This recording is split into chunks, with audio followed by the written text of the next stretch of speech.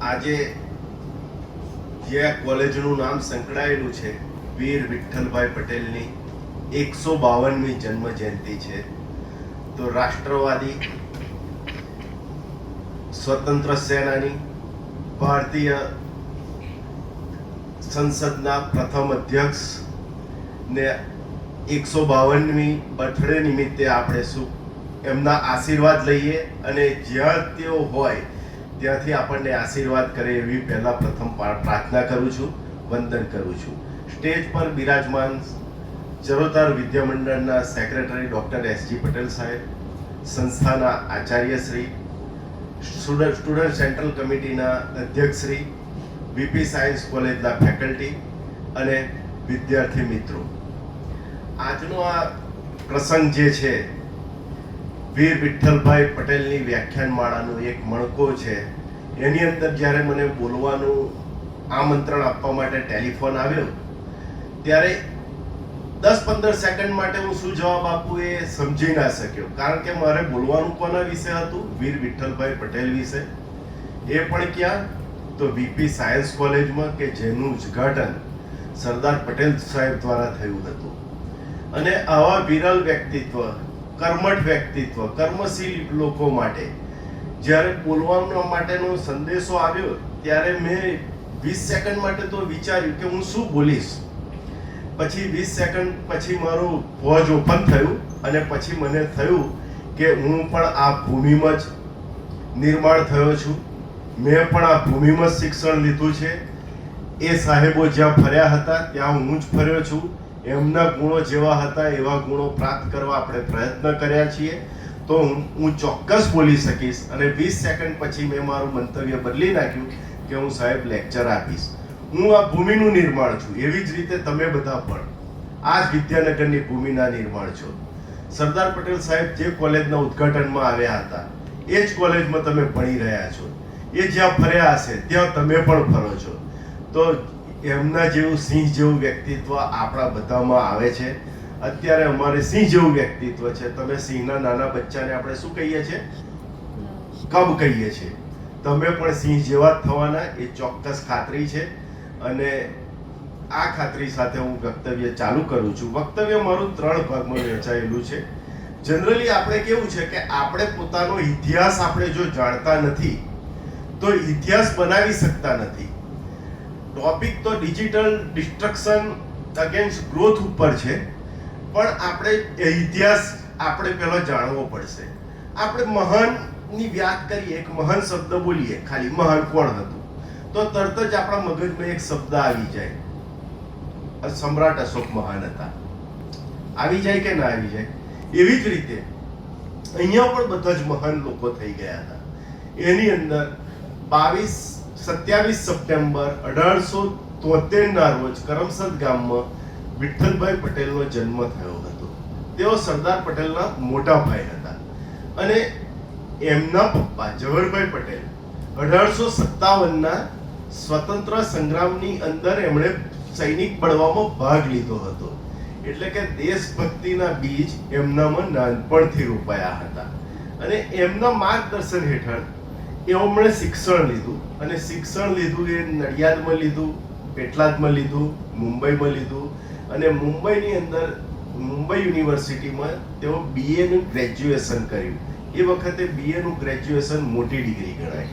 ત્યાર પછી 1898ની અંદર લંડનની અંદર બેરિસ્ટરનો ડિગ્રી લેવા માટે ગયા. જ્યારે બેરિસ્ટરની ડિગ્રી લેવા ગયા ત્યારે વલ્લભભાઈ પટેલે એમના માટે, એમને બેરિસ્ટર થવા જવું હતું તો એમણે એમના પૈસા બચાવ્યા હતા.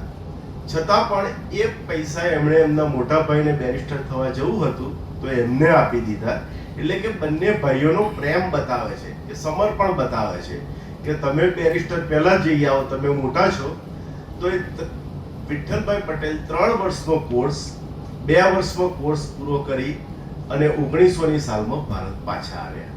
મુંબઈની અંદર એમણે પ્રેક્ટિસ ચાલુ કરી. બોરસદમાં, ગોધરામાં એક નામી વકીલ તરીકે, નામી એડવોકેટ તરીકે, નામી બેરિસ્ટર તરીકે એમની પ્રેક્ટિસ ખૂબ ચાલતી હતી. અને 1905ની અંદર જ્યારે બંગાળના ભાગલા પાડ્યા ત્યાર પછી એમણે સ્વરાજ પ્રત્યે ધ્યાન કર્યું કે સ્વરાજ આપણું નથી, આપણે તો ગુલામ છીએ. અને એ વખતે બંગાળના ભાગલા પછી એમણે વક્તવ્યો આપવાના ચાલુ કર્યા અને 1910ની અંદર એ કોંગ્રેસમાં જોડાયા. કોંગ્રેસમાં જોડાયા પછી ગાંધીજીની સાથે એ કામ કરતા રહ્યા. ગાંધીજીની સાથે કામ કરતા કરતા ગાંધીજીએ એ વખતે અસહકારનું આંદોલન આપ્યું હતું. અસહકારના આંદોલનમાં એટલે કે અત્યારે પણ મોદી સાહેબ એક આપણને કહ્યું છે કે સ્વદેશી અપનાવો, એવી જ રીતે એ વખતનું આંદોલન હતું કે અસહકારનું આંદોલન એટલે કે વિદેશી વસ્તુઓનો બહિષ્કાર કરવો. તો એ આંદોલન સરસ ચાલતું હતું, પણ એક 1920-21માં એવી ઘટના બની કે લોકો ઉશ્કેરાઈ ગયા અને ચોરાચોરીની અંદર પોલીસ સ્ટેશન બાળી દીધું. એની અંદર કેટલાક પોલીસો મરી ગયા. ગાંધીજી અહિંસામાં માનતા હતા એટલે એમને ગમ્યું નહીં. એમણે અસહકારનું આંદોલન જે સરસ ચાલતું હતું એ પાછું ખેંચી લીધું. અને એ આંદોલન પાછું ખેંચી લીધું એટલે વિઠ્ઠલભાઈ પટેલ, મોતીલાલ નહેરુ એ બધાને એમના વિચારથી મેળ ના પડ્યો અને સૌ પ્રથમ 1923માં તેમણે કોંગ્રેસની સામે નવી પાર્ટી ઊભી કરી, જેનું નામ આપ્યું સ્વરાજ પાર્ટી. અને સ્વરાજ પાર્ટીએ નક્કી કર્યું કે આપણે અંગ્રેજોની બહાર રહીને નહીં, પણ અંગ્રેજોની અંદર રહીને અંગ્રેજોના શાસનમાં જઈ અને એનો વિરોધ કરવો છે. એટલે તેઓ ચૂંટણી લડ્યા અને 1925ની 24મી એપ્રિલના રોજ તેઓ કેન્દ્રીય ધારાસભાના પ્રથમ ભારતીય અધ્યક્ષ બન્યા, જેનું આ 24મી ઓગસ્ટ 2025ના રોજ 100 વર્ષ પૂરા થયા. અને 100 વર્ષ પૂરા થયા નિમિત્તે અમિત શાહ સાહેબે બધા જ રાજ્યોના અધ્યક્ષોની એક મિટિંગ રાખી હતી અને એમના વારસાને બિરદાવ્યો હતો. એ સમયમાં એ જ્યારે સરકારની અંદર દાખલ થયા તો બ્રિટિશ સરકારની અંદર રહી અને એ તેનો પૂરેપૂરો વિરોધ કરતા હતા અને એમણે ઘણા એવા કાયદા લાવ્યા કે જેના કારણે આજે પણ એ કાયદા અમલ છે. કે શ્રમનો કાયદો લાવ્યા. ત્યાર પછી એ વખતે એમને લાગ્યું કે એ સમયના ગાળામાં 1925ની અંદર બાળ વિવાહ બહુ થતા હતા અને બાળ વિવાહ જે છે એ દેશની પ્રગતિ માટે સારા નથી. એમને લાગ્યું કે દેશને અવરોધક પરિબળ છે આ, તો એમણે બાળ વિવાહ પ્રતિબંધનો કાયદો એ વખતે લાવ્યા. એમની એસેમ્બલીમાં જ ભગતસિંહ અને રાજગુરુએ બોમ્બ ફેંક્યા હતા અને એ વખતે એમણે આખું ગૃહ સંભાળ્યું હતું અને શાંતિ જાળવવા પ્રયત્ન કર્યો હતો.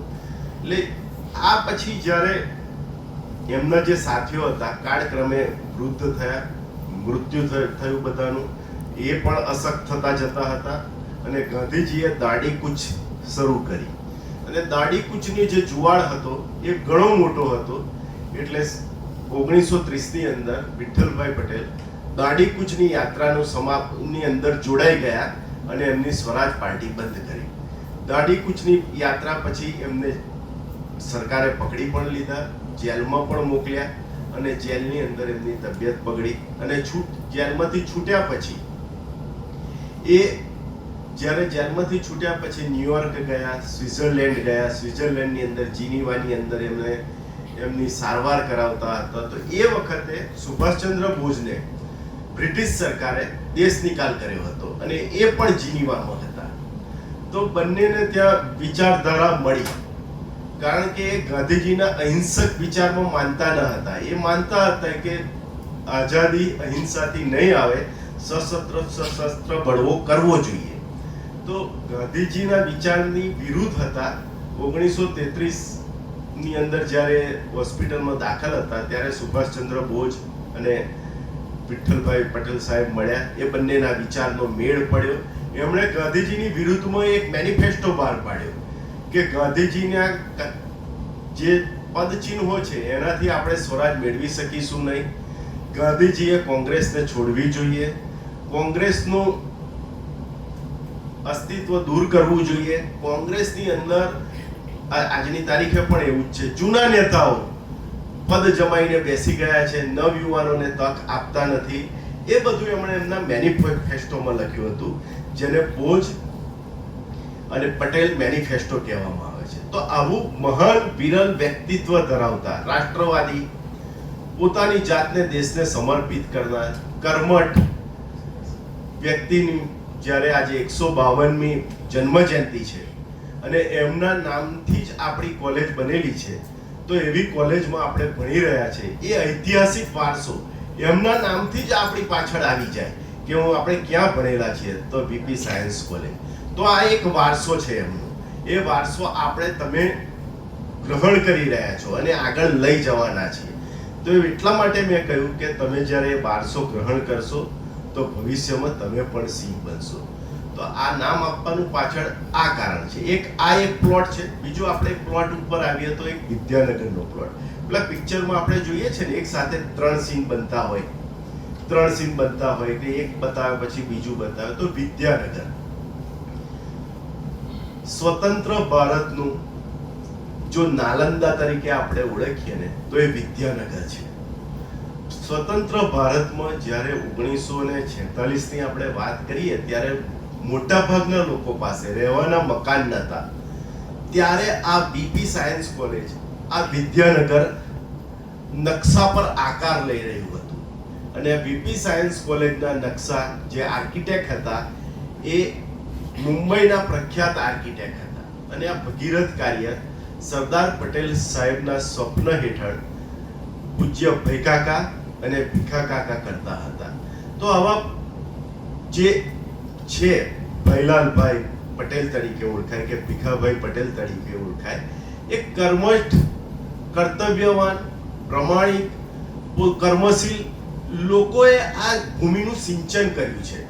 અને જ્યારે એમનો જે ભાઈકાકાનો ઇતિહાસ જુઓ તો 1930 ની અંદર એ કરાચીની અંદર એટલે કે સિંધ પ્રાંતની અંદર કાર્ય કરતા હતા. અને કરાચીની અંદર એમણે સિંધુ નદી ઉપર બેરેજ બનાવ્યો હતો. અને સિંધુ નદી પર ડેમ બનાવ્યા પછી જે કેનાલ બનાવવાની હોય, કેનાલ નેટવર્ક, એ કેનાલ નેટવર્ક ભાઈકાકાએ બનાવ્યું હતું.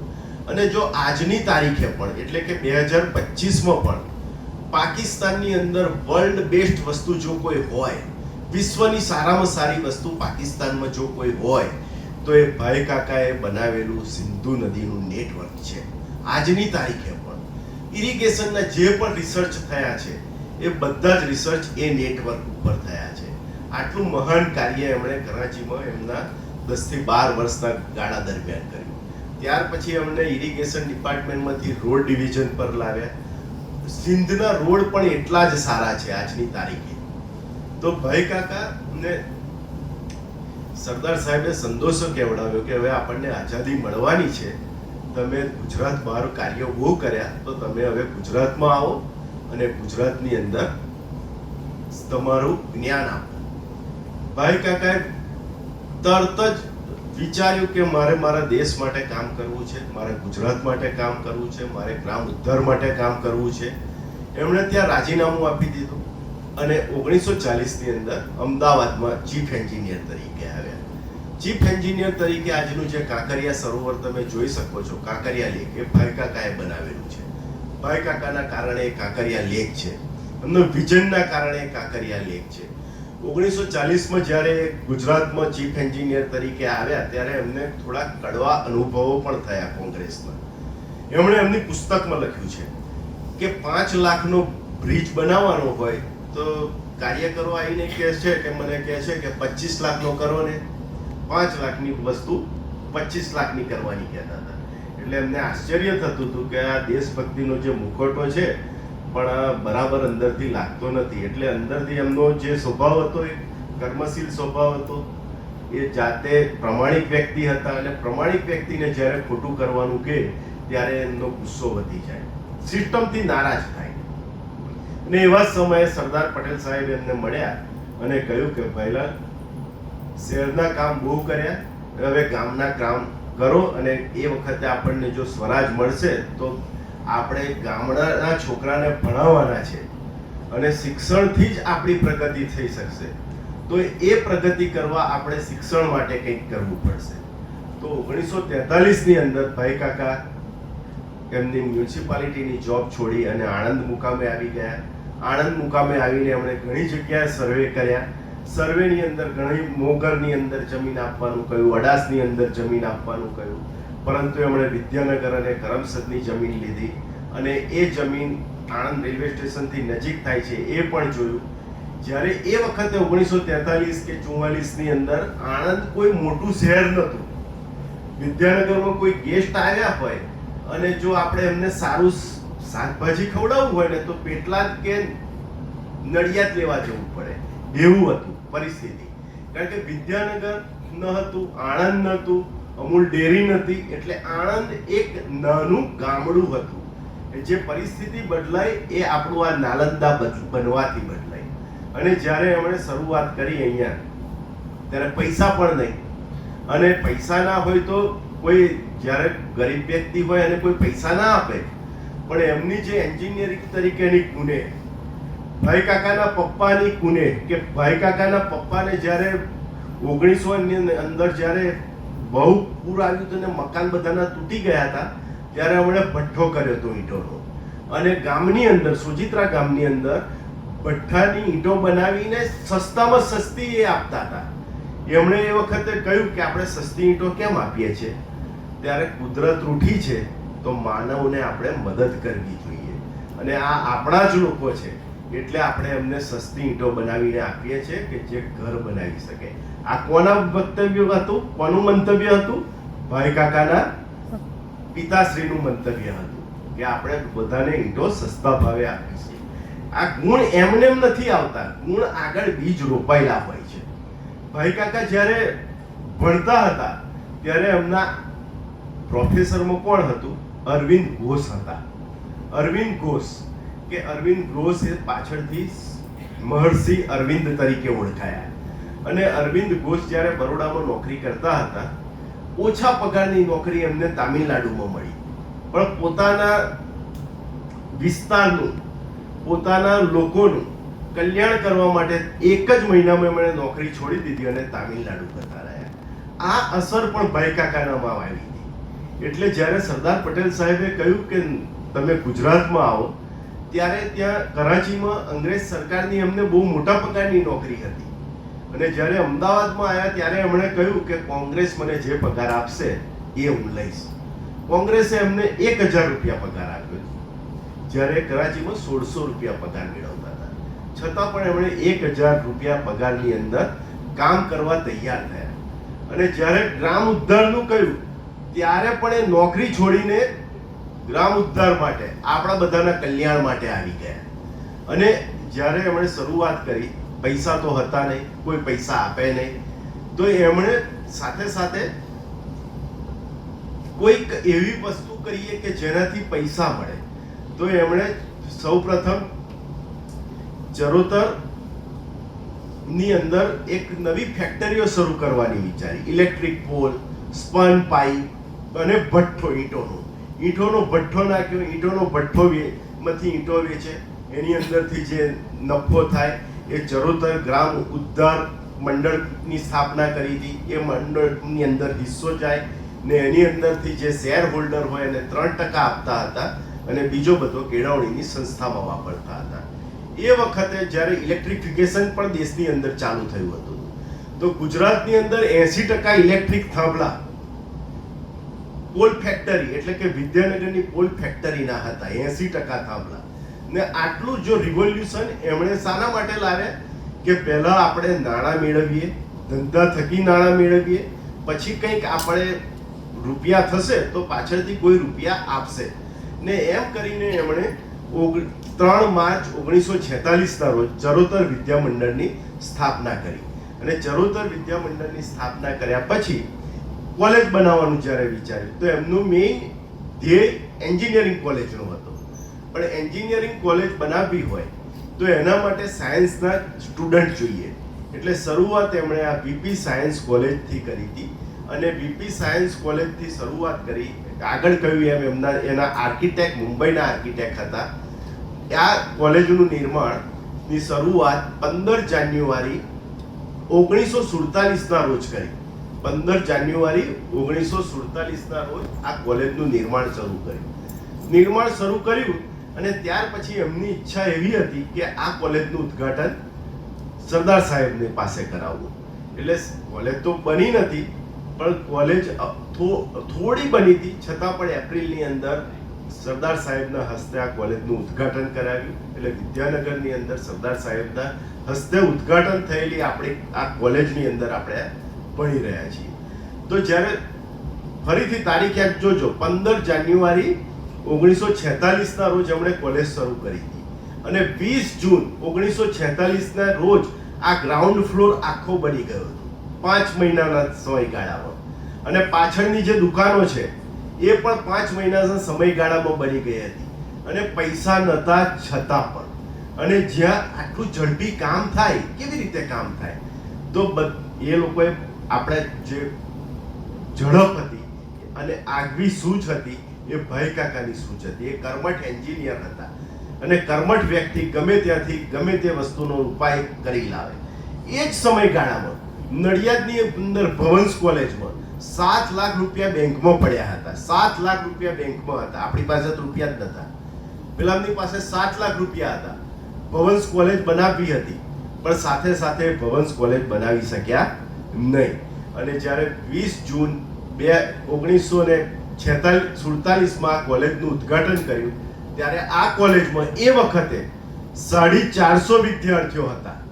450 વિદ્યાર્થીઓમાં 400 બોયઝ અને 50 ગર્લ્સ અને 50 અનુભવી પ્રોફેસરો હતા. 50 અનુભવી પ્રોફેસરો.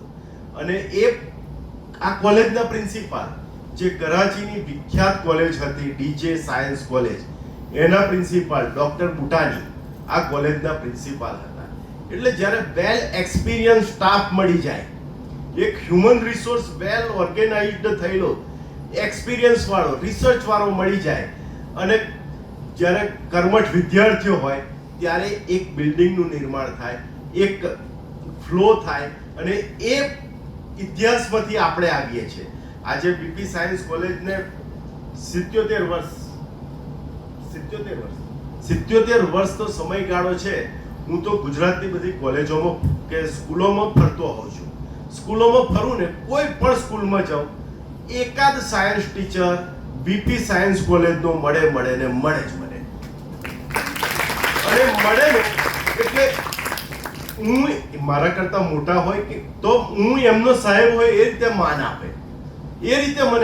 આવો સાહેબ, અમે વિદ્યાનગરમાં ભણ્યા હતા, અમે અહીંયા આ કરતા હતા, અમે અહીંયા ચા પીવા જતા હતા, અમે આટલું વાંચતા હતા, અમને પેલા સાહેબ હતા, મોદી સાહેબ હતા, જુદા જુદા સાહેબોના નામ આપે. અને આ વારસો કહેવાય આપણો. એટલે જો આપણે સર્વે કરીએ ને તો વિદ્યાનગરનો ગુજરાતના ડેવલપમેન્ટમાં 20% ફાળો છે. 20% ફાળો ગુજરાતના ડેવલપમેન્ટમાં છે. જ્યારે આ ગુજરાત આઝાદી પછી આટલું મોટું નાલંદા બનાવવાનું કોઈએ સ્વપ્નમાં પણ વિચાર્યું નહોતું. જેની પાસે પૈસા હતા એણે પણ. અને જ્યારે કોલેજનું નિર્માણ થયું ત્યારે મુંબઈ સ્ટેટની અંદર આપણી કોલેજ સૌથી મોટી કોલેજ હતી. મુંબઈ સ્ટેટની સૌથી મોટી કોલેજ એ બીપી સાયન્સ કોલેજ હતી. તમે વિચારો ને કે જ્યારે 1946 ની અંદર આપણી પાસે રહેવાનું ઘર નહોતું, ત્યારે આટલા મોટા મોટા ક્લાસરૂમ કોને સ્વપ્નમાં આવે? આટલા મોટા મોટા થિયેટર ટાઈપ ક્લાસરૂમ. અમુક આપણા ક્લાસરૂમ થિયેટર ટાઈપ છે. થિયેટર ટાઈપ ક્લાસરૂમ, મોટી મોટી લેબોરેટરીઝ કોને સ્વપ્નમાં આવે? પણ આ એમને નિર્માણ નથી થયું. એના નિર્માણ પાછળ એ વખતના પ્રોફેસરો, એ વખતના વિદ્યાર્થીઓ, એ વખતના મેનેજમેન્ટના લોકો બધાનો સહયોગ છે. અને સવારે વિદ્યાર્થીઓ ભણે, સાંજ પડે ચડ્ડી પહેરી અને કડિયા કામ કરે. પાલક ઉપર સાહેબ ઊભા હોય, પ્રિન્સિપાલ ઊભા હોય, ક્લાર્ક ઊભા હોય, વિદ્યાર્થીઓ માલ બનાવતા હોય, એક વિદ્યાર્થીઓ ઈંટો આપતા હોય. આ બધાથી આપણે નિર્માણ થયું છે. એ બધાના પરસેવાની અંદર આપણે એ લોકોએ જ્યારે પરસેવો બેઠ્યો, એ લોકોએ કામ કર્યો ત્યારે મજા. આ એસી રૂમની અંદર આપણે બેસીને બહાર જે પણ વાતાવરણ હોય, આપણે એક સુરક્ષિત વાતાવરણમાં બેસીને શાંતિથી આરામ કરી રહ્યા છીએ. એ વારસો જુઓ અને આપણો વારસો જુઓ. એ વારસો જે હતો કર્મઠ લોકોનો વારસો હતો, કર્તવ્યવાન લોકોનો વારસો હતો, કર્મશીલ લોકોનો વારસો હતો. અને એ વારસાના કારણે આપણને આ બધું મળ્યું છે. કદાચ જો આપણે એમના ગુણો મેળવીશું જ, મેં હમણાં કહ્યું એ પ્રમાણે કે મને આ ધરતી પર છું આ ધરતીએ સિંચન કર્યું છે, તો એ બધાના ગુણો મારામાં આવ્યા જ છે. હું વિઠ્ઠલભાઈ પટેલ વિશે, વીપી સાયન્સ કોલેજ વિશે હું બોલી શકીશ. મને 5 સેકન્ડમાં વિચાર આવી ગયો, કારણ કે હું એમનું સિંચન છું, એ વારસો હું ગ્રહણ કર્યો છું. તમે પણ એ વારસો ગ્રહણ કરવાનો છે. કરી શકશો વારસો ગ્રહણ? આ કર્મઠ લોકોનો વારસો ગ્રહણ કરી શકશો? મોટેથી બોલો, કરી શકશો? ઘણો અઘરો રસ્તો છે. અત્યારે તો વિદ્યાર્થીને જો કહ્યું હોય ને કે 12-25 ખુરશીઓ મૂકી આવો અને હમણાં પ્રોગ્રામ છે, તોય કોઈ વિડીયો ઉતારી લે અને પેપરમાં આપે અને ન્યૂઝ પર આવી જાય, વીપી સાયન્સ કોલેજમાં વિદ્યાર્થીઓ પાસે કામ કરાવે છે. આવું કામ ના કરાવે તો સર્વાંગી વિકાસ કેવી રીતે થાય? મારાથી આ વસ્તુ જ ઉચકાય નહીં, આ વસ્તુ જ ઉચકાય નહીં તો હું આ દેશનો ભાર કેવી રીતે ઉચકી શકીશ? તમારે વારસો ગ્રહણ કરવો છે એટલે એવું નહીં કે સિંહ બનીને ફરવું છે. આપણે આ દેશને આગળ લઈ જવાનો છે. મેં હમણાં આગળ કહ્યું કે અહીંના ભણેલા લોકોએ, વિદ્યાનગરમાં ભણેલા લોકોએ આપણા ગુજરાતના જીડીપીમાં 20%નો ફાળો છે. અને એ સર્વે કરવા જેવું સાહેબ એક આ છે કે હું જ્યાં ગયો ત્યાં આપણો વિદ્યાનગરનો મળે. વિદ્યાનગરનું કન્સર્ન ગુજરાતના ખૂણે છે.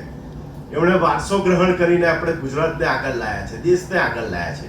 જ્યારે આજના તમે વિદ્યાર્થીઓ છો, આવતીકાલે ચોક્કસ તમે દેશનો નાગરિક છો. તમે વારસો ગ્રહણ કરવાનું હા કહી દીધું, પણ એના માટે કામ કરવું પડે.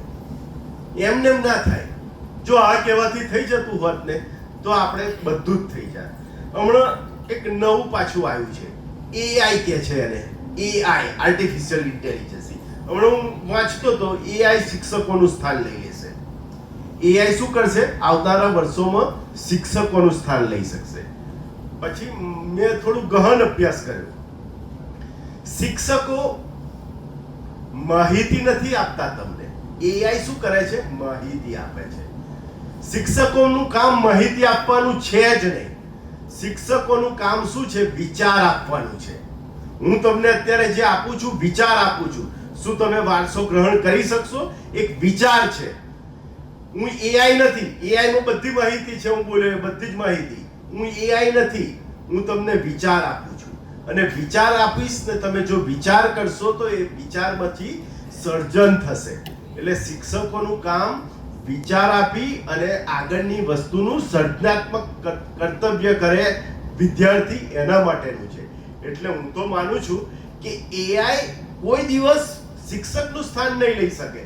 કારણ કે શિક્ષકની આંખો અને વિદ્યાર્થીની આંખો મળે ને ત્યારે એકબીજાના આપણા વેવલેન્થ ટ્રાન્સમિશન થી આમ એનર્જી ટ્રાન્સફર થાય.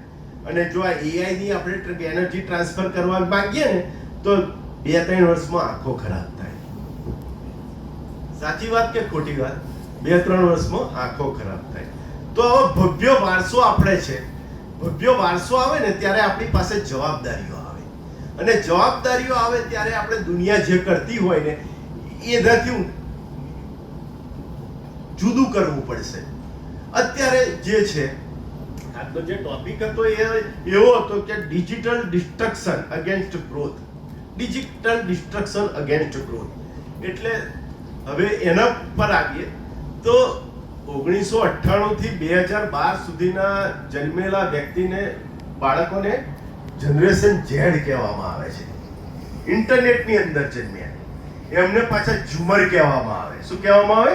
ઝુમર. આમ બધી વસ્તુઓ ઝૂમ કરીને જોવાની, નાની જો દેખાવી ના જોઈએ, ઝૂમ કરીને જોવાની.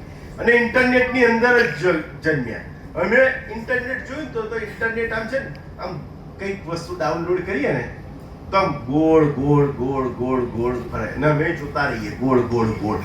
અને અત્યારે ગોળ ફરે ને તો અત્યારનો વિદ્યાર્થી શું કરે છે? મોબાઈલને પછાડે છે, બફરિંગ થાય છે. અમને ખબર જ નથી એ શબ્દ જ.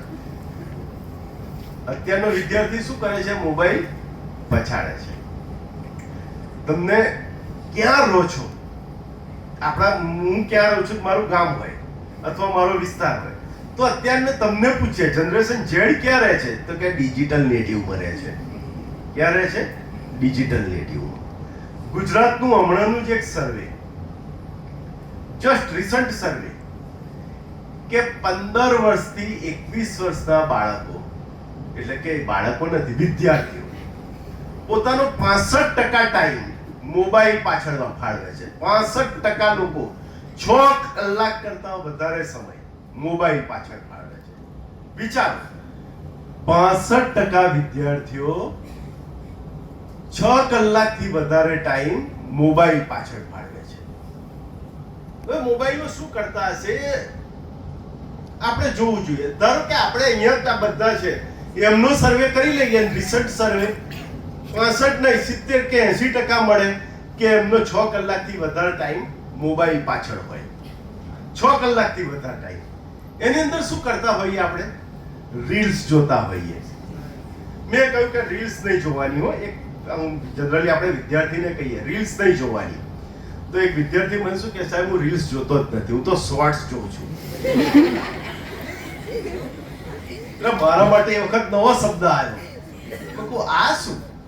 તો YouTube પર જે જોઈએ ને એને શોર્ટ્સ કહેવાય અને Instagram પર જોઈએ ને એને રીલ્સ કહેવાય. મેં કહ્યું શું તમે સિનોનિમ આપો છો કે હું રીલ્સ નથી જોતો, હું શોર્ટ્સ જોઉં છું. આ રીલ્સ તમે બધા જોતા હશો. રીલ્સ હોય છે કેટલા મિનિટની? 30 સેકન્ડથી 1 મિનિટ. અને કન્ટેન્ટ કેવા હોય છે? જુદા જુદા. કોઈ ધાર્મિક કન્ટેન્ટ આવ્યો, પછી કોઈ એક્ટરનો કન્ટેન્ટ આવ્યો, પછી કોઈ પોલિટિશિયન આવ્યો, કોઈ જમવા બનાવનારો આવ્યો, પછી કોઈ હિરોઈન આવે, પછી કંઈક કોઈ ગ્લેમર્સ વધારે આવે, અને આમ તમને આમ scroll scroll scroll scroll scroll doom scrolling કહેવાય.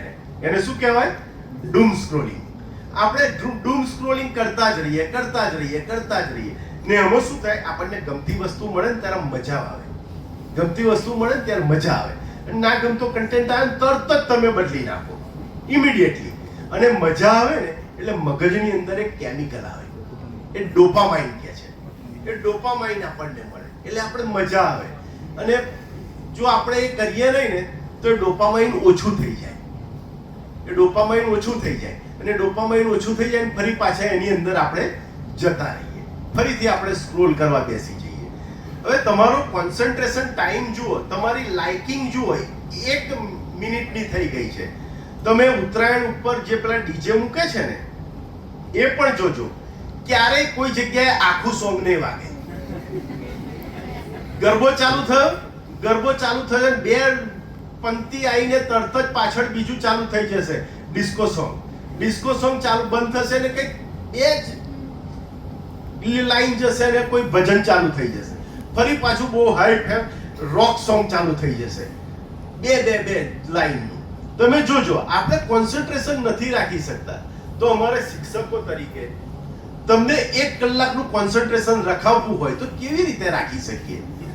અમે તો કઈ નૃત્ય કરીએ થોડી વાર, અથવા તો ત્યાં આગળ આવીને કૂદીએ.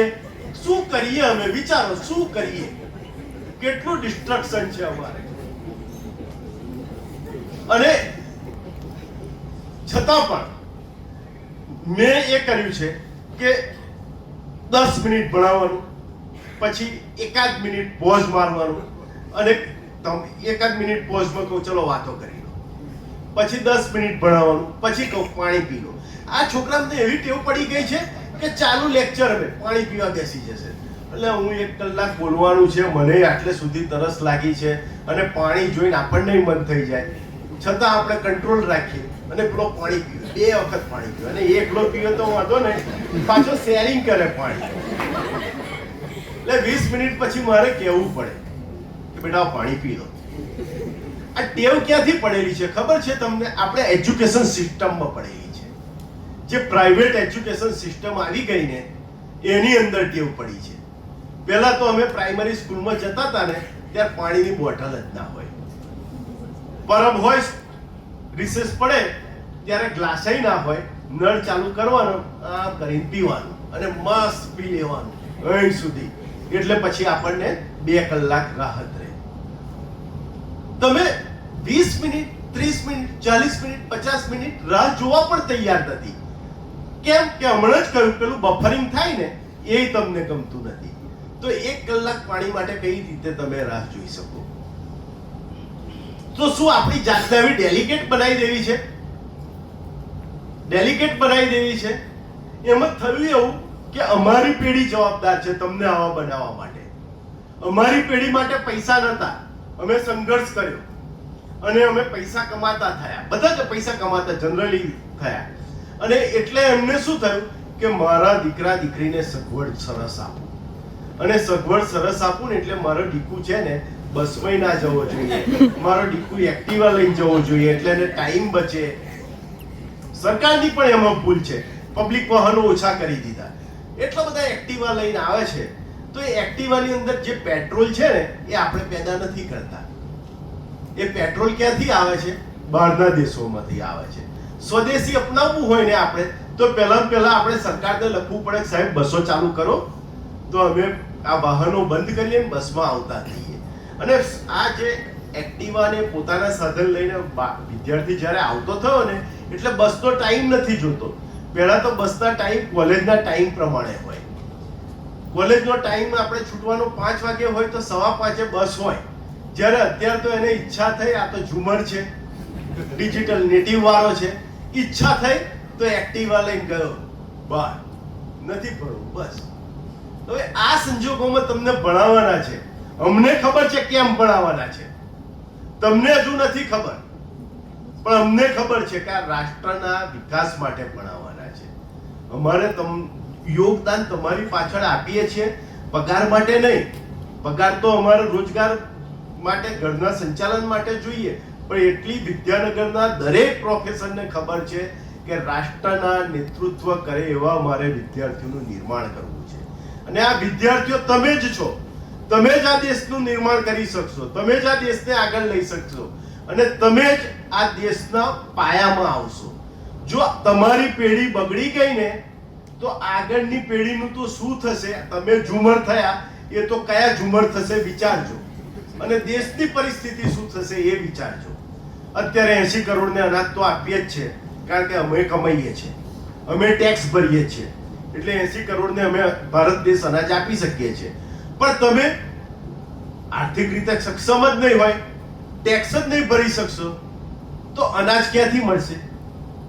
5 કિલો અનાજ એ નહીં મળે સરકાર તરફથી, કારણ કે આપણે એટલા કેપેબલ જ નહીં હોઈએ. તો વિદ્યાનગરમાં છીએ, વિદ્યાનગરનો વારસો આપણે લઈએ છીએ, તો મોટામાં મોટું જો અત્યારે યુથ માટે ઓબ્સ્ટ્રક્શન હોય, એમના ગ્રોથ માટે, તો આ ડિજિટલ ઓબ્સ્ટ્રક્શન છે, એ મોબાઈલનું ઓબ્સ્ટ્રક્શન છે. ને એની અંદર આપણે કન્સ્ટ્રક્ટિવ એક્ટિવિટી કોઈ પણ કરતા નથી, કોઈ પણ કન્સ્ટ્રક્ટિવ એક્ટિવિટી નથી કરતા. સર્વે કહે છે 7% જ વિદ્યાર્થીઓ અભ્યાસમાં એનો ઉપયોગ કરે છે. અભ્યાસ માટે ઘણું સારું ટૂલ્સ છે, પણ કેટલા? 7% વિદ્યાર્થીઓ અભ્યાસ માટે એનો ઉપયોગ કરે છે. મારો દીકરો ડોક્ટર છે, એને આગળ પીજીની પરીક્ષા આપવાની છે, તો પીજીની પરીક્ષા આપવા માટે આજની તારીખે એના મોબાઈલની અંદર કોઈ પણ સોશિયલ મીડિયા ના મળે, કોઈ પણ ગેમ તો પહેલેથી જ નથી. મેડિકલમાં ભણતા વિદ્યાર્થીઓ ગેમ ના રાખી શકે. કેમ? કે ભણવાનું બહુ હોય. અને વોટ્સઅપ પણ એનું ચાલુ નથી, વોટ્સઅપ પણ ચાલુ નથી. એ કહે છે મારે કયા ધંધા છે, મારે તો વાંચવાનું છે, નોકરી કરવાની છે, મારે વોટ્સઅપ શું કરવું છે? વોટ્સઅપ પણ એના એકાઉન્ટમાં નથી.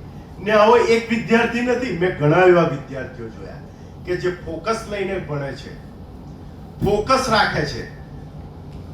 એ લોકો આ મીડિયાથી દૂર રહે છે. તમે યુપીએસસી ક્લિયર કરતા વિદ્યાર્થીઓને પૂછજો, જીપીએસસી ક્લિયર કરતા વિદ્યાર્થીઓને પૂછજો, તો સોશિયલ મીડિયા, વોટ્સઅપ એનો મિનિમમ ઉપયોગ કરતા હશે. ટેલિગ્રામનો કદાચ ઉપયોગ કરતા હશે, કારણ કે ટેલિગ્રામ પેલા મોટી ફાઇલ મટીરિયલ માટે સારી એક મીડિયા છે, તો મિનિમમ ઉપયોગ કરતા હશે. પણ રીલ્સ, શોર્ટ્સ, ઇન્સ્ટાગ્રામ, અને એક વધારે મોટું રહ્યું એક ગેમિંગ. ગેમિંગ તો રમતા હોય કે સાહેબ બહાર નીકળ્યા નથી, સાહેબ ક્લાસની બહાર નીકળ્યા નથી, ને મોબાઈલ ઉપર પેલાનું ગેમિંગ ચાલુ થઈ જાય.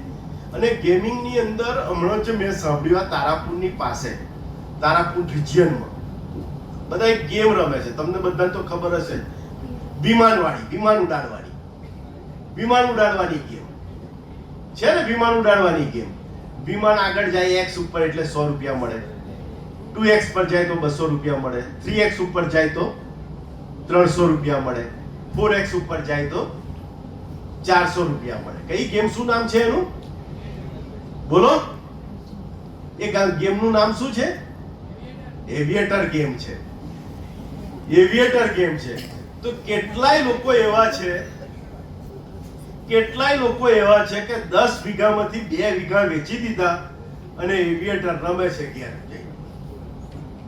10 વીઘામાંથી 2 વીઘા વેચી દીધા અને એવિએટર રમે છે. બીજા 2 વીઘા વેચી દેશે ને બીજું કંઈક રમશે. બીજા કંઈક 2 વીઘા વેચી દેશે ને ત્રીજું કંઈક રમશે. આમ વીઘા બધા વેચાઈ જશે. ગેમ છે, કોઈક મેનેજ કરે છે, તમને ક્યારેય જીતવા ના દે.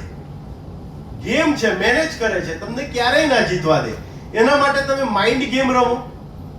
વિઠ્ઠલભાઈ પટેલ એમના પપ્પા સાથે ચેસ રમતા હતા. કેમ? બુદ્ધિ વિકાસ થાય. માઇન્ડ ગેમ રમો તમે, કોઈ બુદ્ધિ વિકાસની ગેમ રમો. તો આ જે છે એ તમારું ડિસ્ટ્રક્શન છે, સૌથી મોટું ડિસ્ટ્રક્શન. અને ભૂતકાળ જે છે, અમે આમ હતા, અમે તેમ હતા, આપણે એમાં ભૂતકાળમાં કશું કરી શકવાના નથી. ભવિષ્યમાં આમ થશે ને તેમ થશે, ભવિષ્ય આપણે કશું કરી શકતા નથી. તો અત્યારે આપણો આજ મોમેન્ટ આપણે સુધારી શકીએ એમ છીએ. આપણે થિયરી ગીતાની પણ કહે છે, આપણે કર્મમાં માનનારા વ્યક્તિઓ છીએ. આ તમે ગેમ રમો છો પણ એ પણ કર્મ છે. તમે સારું ભણશો તો એ પણ કર્મ છે. જો તમે સારું કર્મ કરશો તો શું થશે? ગેમ રમશો તો શું થશે? એ વિચારવું તો પડે જ. અને કર્મનું ફળ મળશે જ. એવું કહ્યું છે ગીતામાં, કર્મનું ફળ મળશે. તમારે વિચારવાનું નહીં. તમે જો ગેમ રમશો તો એ પ્રમાણે 3 વર્ષ પછી આપણને ફળ દેખાશે. એટલે ગેમ રમવાનું ફળ શું? તો માનસિક બીમારી. ગેમ રમવાનું ફળ શું? તો હતાશા. ગેમ રમવાનું ફળ શું? તો ચિંતા. આજે તો અમે જ્યારે નાના હતા ત્યારે અમને તો ખબર જ નહીં માનસિક બીમારી. કોઈએ અમારામાંથી આ શબ્દ સાંભળ્યો નથી, માનસિક બીમારી. અને બહુ આગા પાછા થઈ અને બટાકા રીંગણનું શાક ના ભાવતું હોય ધમાલ કરીએ ને તો પપ્પા એક લાફો મારે અથવા તો મમ્મી એક બેલણ મારે એટલે બધી બીમારી દૂર અને ચૂપચાપ ખાઈ લઈએ.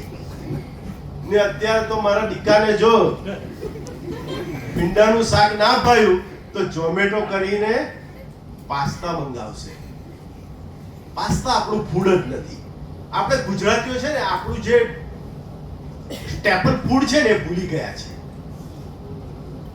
હવે આપણું જે સ્ટેપલ ફૂડ છે, વર્ષોથી અમે લોકો જે ખાતા આવ્યા છે, દાળ ભાત રોટલી શાક, દૂધ રોટલી ભાખરી, એકનું એક જ દરરોજ હોય.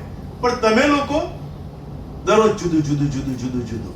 આજે પાવભાજી ખાઈ લીધી છે ને તો 10 દિવસ પછી જ રિપીટ થવી જોઈએ. બીજા દિવસ પાવભાજી હોય તો તારી થાળી પછડાય. દાળ ભાત દરરોજ ના હોવા જોઈએ. આપણું સ્ટેપલ ફૂડ નથી ખાતા તમે. એ નહીં ખાવાથી શું થશે ખબર છે? અમે અત્યારે અરાઉન્ડ બધા અહીંયા પ્રોફેસરો બેઠા છે, 50-55 ની આસપાસ હશે. અમારા વખતમાં કોઈએ પાસ્તા ખાધા નતા, છતાં પણ લાઈફસ્ટાઈલ ડિસીઝ અમને બધાને હશે. બીપી કે ડાયાબિટીસ, લાઈફસ્ટાઈલ ડિસીઝ 50 પછી મોટા ભાગે 70% લોકોને આવે. તો તમે તો અત્યારથી ના ખાવાનું ખાવ છો. લાઈફસ્ટાઈલ ડિસીઝ શું આવશે તમને વિચારો. એ લાઈફસ્ટાઈલ ડિસીઝ તમે 30 વર્ષે ઇન્સ્યુલિન લેશો અને તમે ઇન્સ્યુલિન લેશો તો તમારી આવનારી પેઢીને પણ જન્મે ત્યારથી ઇન્સ્યુલિન લેવું પડશે. કેવી પેઢીનું નિર્માણ કરશો તમે? તો આપણે એકા ડિસ્ટ્રક્શનની અંદર એ પણ ડિસ્ટ્રક્શન છે આપણું કે ફૂડ હેબિટ. ફૂડ હેબિટ આપણી બહુ ખરાબ થઈ ગઈ છે. આપણે આ ફૂડ હેબિટ બદલવાની જરૂર છે. અને જે ફૂડ હેબિટ ઇટાલિયન આપણે લઈએ, પછી મેક્સિકન લઈએ, થાઈલેન્ડ વાળું લઈએ, એ પેલો આપણી કઢી ખાય છે, હે, ઇટાલી વાળો આપણી કઢી ખાય છે, થાઈલેન્ડ વાળો આપણો દાળ ભાત ખાય છે. પણ આપણે અનુકરણ ખોટું કરવા કેમ માંગીએ છીએ એ ખબર નથી પડતી.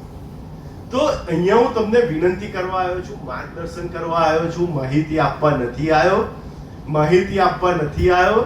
આ વારસો છે, એ વારસો વીપી સાયન્સ કોલેજના તમે વિદ્યાર્થી છો તો એક ડિજિટલ ડિસ્ટ્રક્શનથી બચો, ઓછું કરવા પ્રયત્ન કરો. હું એમ તો નહીં જ કહું કે મોબાઈલ સ્વિચ ઓફ કરીને મૂકી દો. તમારો સ્ક્રીન ટાઈમ ઓબ્ઝર્વ કરો અને દરરોજ લખવાનો રાખો કે આજે 6 કલાક, તો બીજા દિવસે રિડ્યુસ થઈને 5 કલાક થવો જોઈએ. તમે સ્ક્રીન ટાઈમ ઘટાડશો તો તમારી માનસિક આરોગ્ય સુધરશે. આ માનસિક આરોગ્ય છે ને બહુ ખરાબ વસ્તુ છે.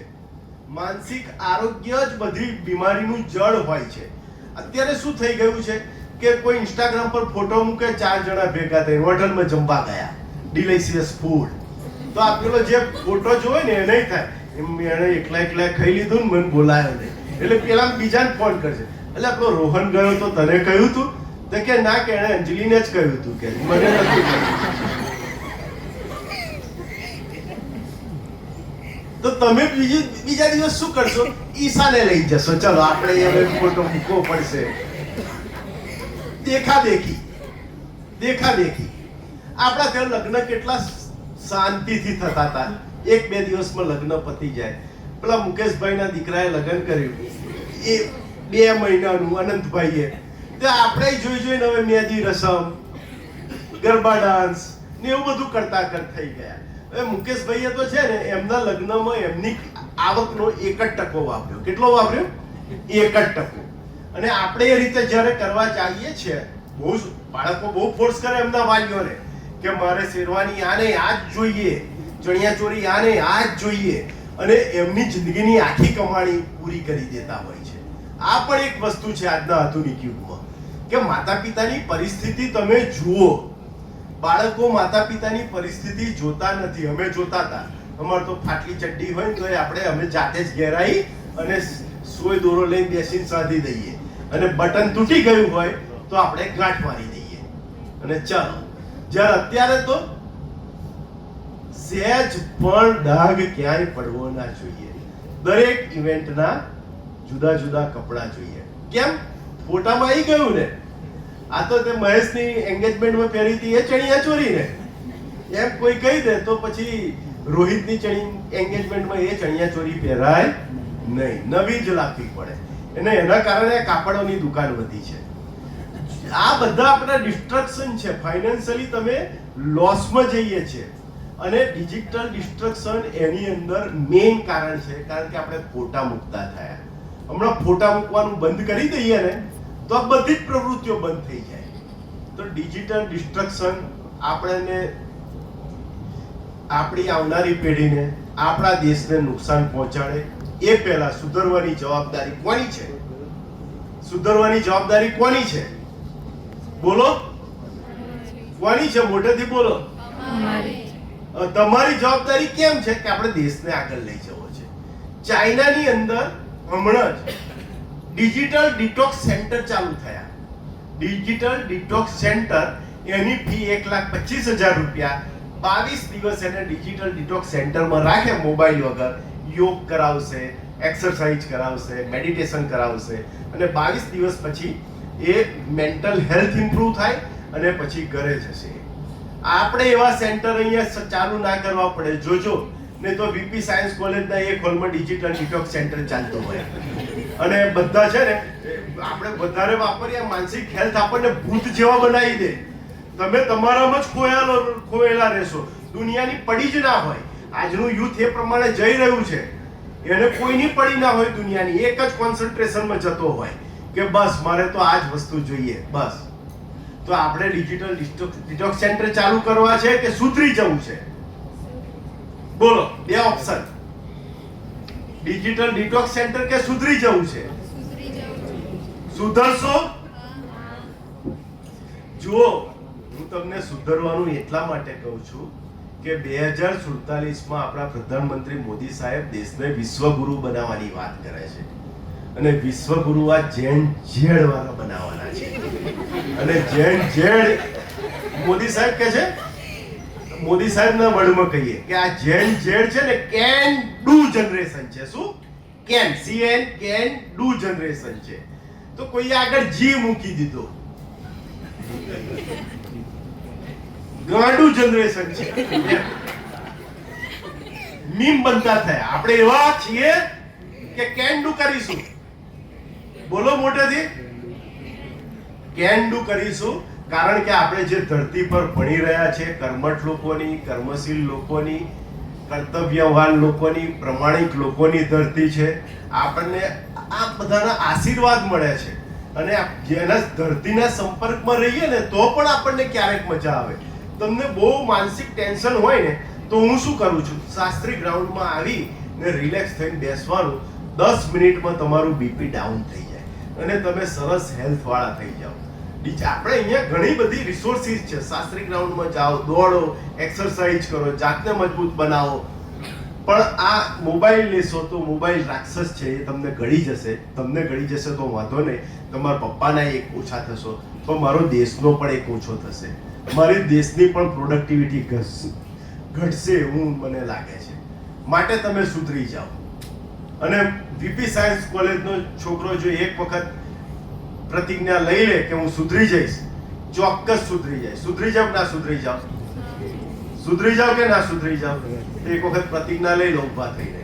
આજે 152મી જન્મ જયંતિ નિમિત્તે વીર વિઠ્ઠલભાઈ પટેલને યાદ કરીને આપણે એમને આપણે શું આપી શકીએ? આવા વિરલ વ્યક્તિત્વને આપણે શું આપી શકીએ? તો આપણે એમને એ જ કહી શકીએ કે હું પણ મારા દેશને આગળ લઈ શકીશ. જો પ્રતિજ્ઞા મેં મોડે કરેલી નથી, હું તમને જોઈને જ મને પ્રતિજ્ઞા યાદ આવી જાય. એટલે પેલા અત્યારે તો શું થયું છે, છાપેલી પ્રતિજ્ઞા પહેલેથી જ હોય અને આપણે બોલવાની એવું નથી. હું મારા મગજમાંથી જે પ્રમાણિક પ્રતિજ્ઞા નીકળશે એ જ આપણે કરીશું. પણ હું તમને હાથ જોડીને વિનંતી કરું છું, જો તમારે પ્રતિજ્ઞા ના લેવી હોય તો ના લેશો. કારણ કે આપણા પવિત્ર આત્માઓ તો આપણી વચ્ચે ઉપસ્થિત છે જ.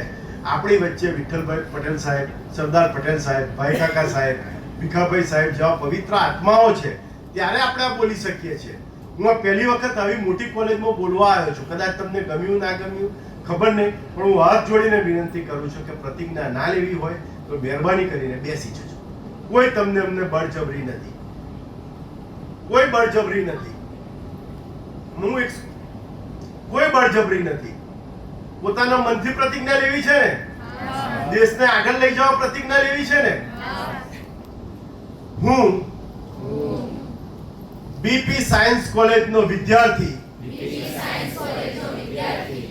વિઠ્ઠલભાઈ પટેલની 152મી જન્મ જયંતિ નિમિત્તે મારા દેશની પ્રગતિ માટે હું સોશિયલ મીડિયાનો ઉપયોગ ઓછો કરીશ. મારો સ્ક્રીન ટાઈમ ઘટાડીશ. હું મારી રુચિ અભ્યાસ પ્રત્યે કેળવીશ. હું મારા ફિટનેસ માટે એક્સરસાઇઝ અને યોગાને પણ મહત્વ આપીશ. હું મહાન વારસો ગ્રહણ કરી અને મારા દેશને સમૃદ્ધ અને પ્રગતિમય રાષ્ટ્ર બનાવવા માંગુ છું. જય હિન્દ. મોટેથી બોલો. જય હિન્દ. જય વિદ્યાનગર. જય સરદાર. વિઠ્ઠલભાઈ પટેલ સાહેબને આપણે બધા આ પ્રસંગે આશીર્વાદ લઈએ કે જે આપણે આ પ્રતિજ્ઞા લીધી એ ફળીભૂત કરવા માટે આપણને આશીર્વાદિત કરે. અને આભાર. બેસી જાઓ, બેસી શકો છો. જય હો પિક્ચર જોયું હશે? જય હો જોયું છે? સલમાન ખાનને પેલો થેન્ક યુ કહેવા આવે કોઈ સારી વસ્તુ લાગે તો એ શું કહેતો હતો? થેન્ક યુ નહીં કહેવાનું, તારે એને બીજાને આ રીતે કેળવવાનું. તો અહીંયા લગભગ 100-150 વિદ્યાર્થીઓ હશે, એમણે આ પ્રતિજ્ઞા બીજાને લેવડાવવાની. એક ઇફેક્ટ ને સ્નોબોલ ઇફેક્ટ કહેવામાં આવે છે. કઈ ઇફેક્ટ કહેવામાં આવે છે? Snowball effect. કે એ ઇફેક્ટ આગળ જતી જતી મલ્ટીપ્લાય થાય અને આપણી કોલેજના બધા જ વિદ્યાર્થીઓ સોશિયલી ડિસ્ટર્બન્સ ઓછું રહે, ડિસ્ટ્રક્શન મોબાઈલથી ઓછું કરે, એ પ્રમાણે એને સમજાવવાની તમારે એક સૈનિક તરીકેની ફરજ છે. બજાવશો કે નહીં? મારા પ્રતિનિધિ તરીકે તમે, આ કોલેજના પ્રતિનિધિ તરીકે તમે. અને સ્નોબોલ ઇફેક્ટનું જ ફળ મળતું હોય છે. આપણે સ્નોબોલ ઇફેક્ટના કારણે જ અહીંયા વિદ્યાનગરમાં છીએ કે એક કોલેજ બીપી સાયન્સ કોલેજ, બીજી કોલેજ બીવીએમ, નલિની, બીજેવીએમ, જો કોઈ જગ્યાએ આવી કોલેજનું કેમ્પસનું નિર્માણ થયું હોય એટલા માટે આપણે નાલંદામાં છીએ. તો અમે બધા ઋષિ મુનિઓ છો, તમે અમારા શિષ્યો છીએ. આ પ્રવાહ બદલાયો છે એટલે કેવું છે, અમે વેતનધારી ઋષિ થઈ ગયા અને તમે વેતન નથી આપતા, એટલે કે તમે દક્ષિણા નથી આપતા. બાકી જો એ પ્રવાહ ચાલુ હોય ને કે શિષ્ય દક્ષિણા આપે, તો તમને બધાને સિંહ કરીને મોકલે એવા પ્રોફેસરો અહીંયા છે. તમે બધાની અંદર જોરદાર શક્તિ રહેલી છે છુપાયેલી, ખાલી એ બહાર કાઢો, સોશિયલ ડિસ્ટ્રક્શન દૂર કરો, એટલે તમારે જે પેલી ફોમો છે, ફોમો એ દૂર થશે. અને ફોમોમાંથી તમે મોમોમાં આવો, અને મોમોમાં એટલે પોતામાં આવી જશો, તો તમારો દેશનો અને બધાનો વિકાસ થશે. ફરીથી આજે આ 152ની જન્મ જયંતિ નિમિત્તે મને અહીંયા આપની સમક્ષ વક્તવ્ય આપવા બોલાવ્યો, તે બદલ હું ચારુતર વિદ્યા મંડળનો આભાર માનું છું. તે બદલ એસજી પટેલ સાહેબનો આભાર માનું છું, તથા આ સંસ્થાનો આભાર માનું છું. અને આ સંસ્થાના આચાર્ય શ્રી નિકુલભાઈ સાહેબે મને આમંત્રણ આપ્યું, એ બદલ આભાર માનું છું. અને હું મારું અહોભાગ્ય સમજું છું કે આવા પ્રસંગે મને અહીંયા બોલાવ્યો અને જનરેશન ઝેડ સાથે ઇન્ટરેક્શન કરવાનો મોકો મળ્યો. અને મને ચોક્કસ ખાતરી છે કે એ લોકો મારી સામે લીધેલી પ્રતિજ્ઞા, પવિત્ર આત્માઓ સામે લીધેલી પ્રતિજ્ઞા ચોક્કસ યાદ રાખશે. જય હિન્દ, જય વિદ્યાનગર, જય સરદાર, જય